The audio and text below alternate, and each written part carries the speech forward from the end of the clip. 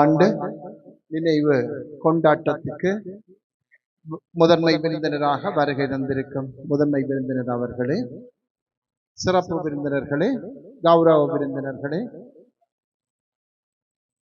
இந்த சனசமூக நிலைய உறுப்பினர்களே, இந்த கிராமம்பாள் மக்களே, உங்கள் எல்லோருக்கும் என்னுடைய வணக்கங்களை மகிழ்ச்சியோடு தெரிவித்துக் கொள்கின்றேன்.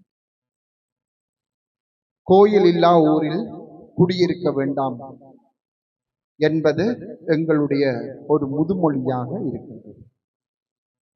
அதே போல ஒரு கிராமத்திலே சனசமூக நிலையம் என்பதும் மிக முக்கியமானது. கோயில் என்பது அந்த கிராமத்தின் மக்களின் ஆன்மீக நலம் சார்ந்த விடயங்களை கவனிக்கின்ற போது இத்தகைய சனசமூக நிலையங்கள் மக்களின் உடல் சார்ந்த தேவைகளை கவனித்து அவற்றை முன்னெடுத்து செல்வதிலே முக்கிய பங்காற்றி வருகின்றன. ஒரு சனசமூக நிலையம் ஒரு கிராமத்தின் காவல் லாளியை போல இருக்கும், ஒரு காவல் வீரனை போல இருக்கும். அந்த கிராமத்தின் பிள்ளைகளுடைய கல்வி, விளையாட்டு, பொழுதுபோக்கு,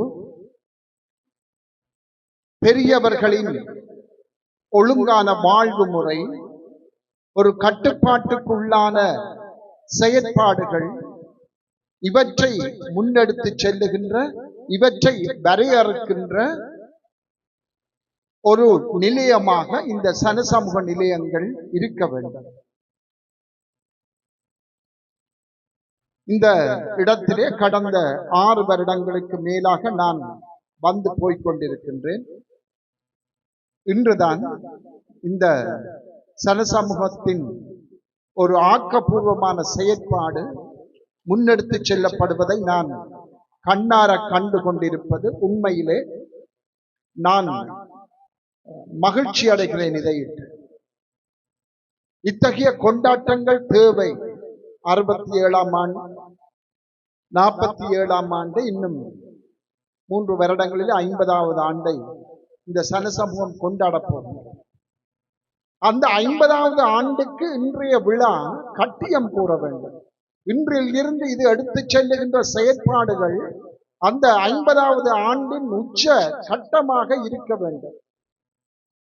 இந்த நாட்களிலே அல்லது இந்த ஒரு சில ஆண்டுகளில் முன்னெடுக்கப்படுகின்ற செயற்பாடுகள் இல்லாமல் வெறுமனே 50வது ஆண்டை நாங்கள் கொண்டாடிவிட முடியாது. அப்படி கொண்டாடுவதிலே அர்த்தமும் இருக்காது.